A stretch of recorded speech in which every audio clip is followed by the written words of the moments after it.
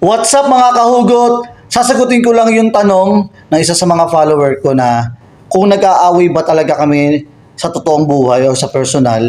Hindi ho kami nag-aaway. Kami po ay for the content lamang, sa camera nyo lang po kami nakikitang nag-aaway. At hindi rin po ako under, sasagutin ko lang po, hindi po ako under. Pag off-cam po, yan nakikita nyo, kaya yung muscle ko ay namamaga. Inuuntog ko yan sa muscle ko kapag off-cam na. Yan. Actually, nag-inom pa ako kagabi na may kasama akong babae. Kalapit ko pa. Di ba di tayo nag-aaway, hindi ka rin magagalit? So, nakita nyo, yan, nasagot ko na ha. Hindi ako under at hindi rin na kami nag-aaway sa totoong buhay.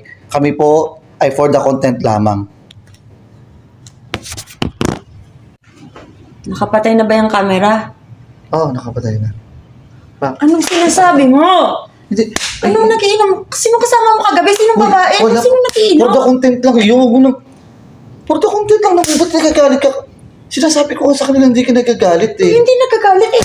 Sino yung babaeng kasama mo kagabi?